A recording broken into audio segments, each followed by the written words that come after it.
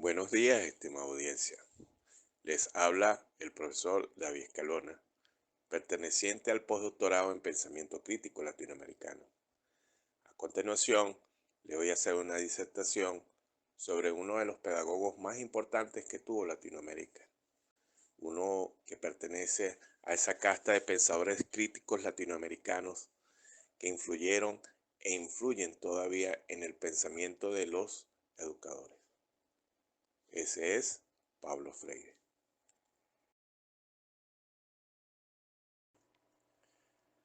Paulo Freire nació el 19 de septiembre de 1921 en la capital provincial de Recife, en el noroeste de Brasil.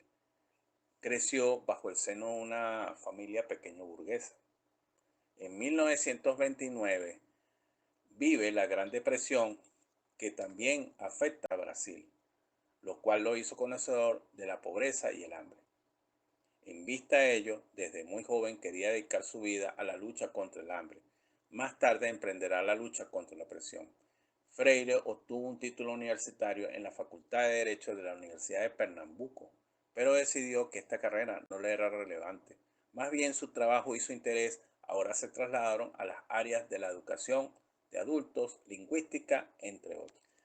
De 1946 a 1956, Freire trabajó en el Departamento de Educación y Cultura del Servicio Social de la Industria y comenzó a dedicar más atención a la educación de adultos. Crea un método democrático conversacional llamado conciencia, lo cual llevó a tener desacuerdos con la Asociación de Empleadores.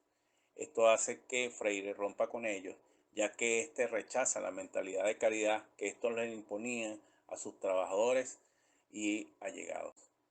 Por otra parte, estudió letras y se doctoró en 1959 en Filosofía e Historia de la Educación con la tesis Educación y Actualidad Brasileña, en la que se sienta la base de su método, según el cual todo proceso educativo debe partir de la realidad que rodea a cada individuo.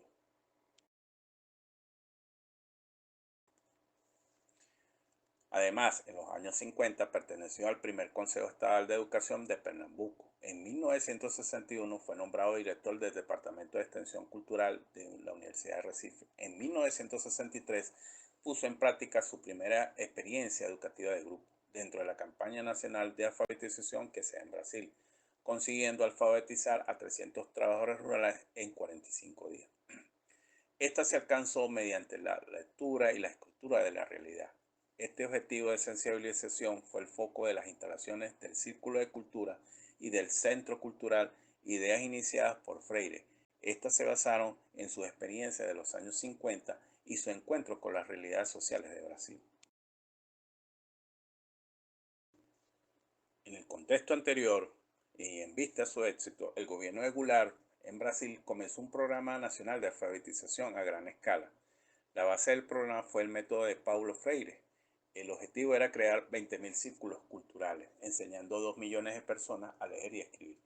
Esto tenía un importante aspecto democrático político. Poder leer y escribir en el contexto brasileño en la década de 1960 significaba poder ejercer el derecho a voto. Este lo valió a Freire, que fuese acusado por la oligarquía y por ciertos sectores de la iglesia como un agitador político. Mas, sin embargo, solo 2 años más tarde, en 1964, esta aventura política emancipadora terminó violentamente cuando los militares tomaron el poder con un golpe de Estado hacia Goulart. Freire fue encarcelado por 72 días, por lo cual debió abandonar su actividad calificada de subversiva y buscó refugio en Chile, donde participó en diversos planes de gobierno de Eduardo Frei, como el Programa de Educación de Adultos del Instituto Chileno para la Reforma Agraria. En Chile, en ese periodo, escribe Pedagogía del Oprimido, cuyo contenido desagradó al gobierno de Santiago. Freire enseñó hasta 1969 en la Universidad de Santiago, pero además en el 70 hasta el 76 tuvo labores con el Consejo Mundial Ecuménico de Iglesias en Ginebra como consultor para temas educativos en los países económicamente subdesarrollados y aconsejó a diversos gobiernos, tales como Chile, Nicaragua, Guinea-Bissau, Santo Tomé y Príncipe, Mozambique, Angola, Cabo Verde y esto le ayudó a darse cuenta que la aplicación de su método demostró ser difícil porque no había ninguna lengua nacional en las antiguas colonias portuguesas, ya que se hablaba portugués solamente por la élite y la población urbana. Después de 16 años de exilio, en 1980 volvió a Brasil impartiendo docencia en la Universidad Estatal de Campiñas y en la Pontificia Universidad Católica de Sao Paulo, ciudad esta en la cual fue secretario de Educación. En 1986 recibió el Premio Internacional Paz y Educación de la UNESCO. Fue investido doctor honoris causa por una veintena de universidades de todo el mundo en reconocimiento a su sapiencia.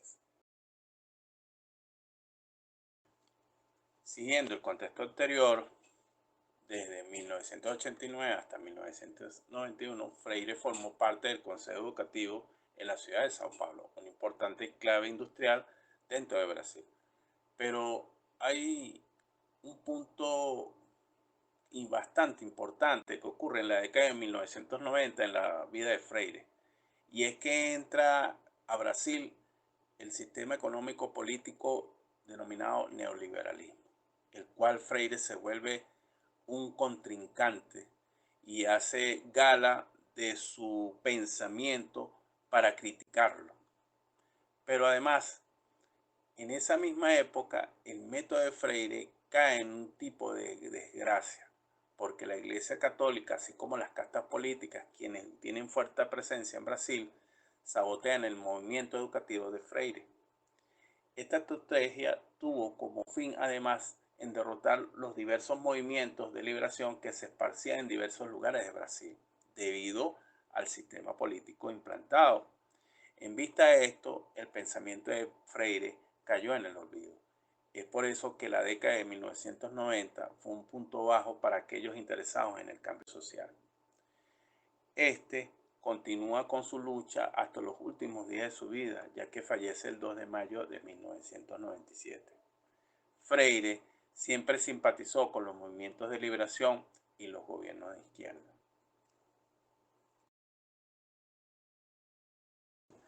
La propuesta principal de Pablo Freire es la educación problematizadora, que niega el sistema unidireccional propuesto por la educación bancaria, ya que da existencia a una comunicación de ida y vuelta y elimina la contradicción entre educandos y educadores.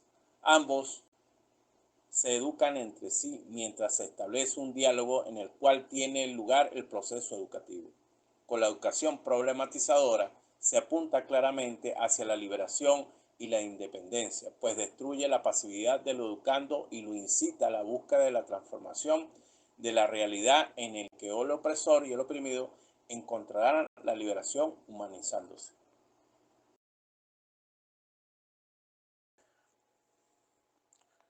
Una vez que hemos revisado el contexto de este importante autor y llevándolo en la situación actual de nuestro país, podemos decir que después de la instauración de la Constitución de 1999, existe un cambio de paradigma en el sistema educacional, principalmente en las instituciones públicas, no dejando atrás a las organizaciones privadas. Principalmente hablemos del contexto de las universidades, no solamente en el aspecto de la creación de nuevas instituciones, nuevas carreras, nuevos programas de formación, nuevas asignaturas, unidades curriculares, entre otros, según el contexto que se vea, o de la universidad que estemos tocando. Ese cambio de paradigma va en integrar más al estudiante con su entorno. Y hablamos principalmente, en el caso de la Universidad Bolivariana de Venezuela, de la unidad de proyecto. Esta unidad curricular tiene como base principal establecer las relaciones entre el sujeto, el investigador, en este caso, y su entorno, su problemática, lo cual él se ve afectado por una serie de condiciones que pudiera ser de diversa índole. Ahora bien, si nos ponemos a ver ahora, hay una nueva arista que viene ocurriendo desde hace muy poco tiempo. Y digamos poco tiempo en el nivel de los años, pero que viene creciendo con el tiempo. Y estos son las nuevas tecnologías de la información.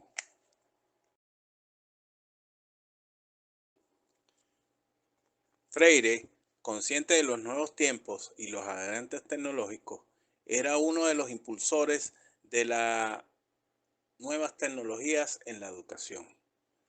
Cuando señala, no es posible, en mi opinión, comenzar un nuevo ciclo sin terminar este. Creo que el uso de las computadoras en el proceso de enseñanza-aprendizaje, en lugar de reducir, pueden expandir la capacidad crítica y creativa de nuestros niños y niñas. Depende de quién las use, en favor de qué y de quién y para qué. Ya pusimos lo esencial en la escuela, que es la educación liberadora. Ahora podemos pensar en poner computadoras.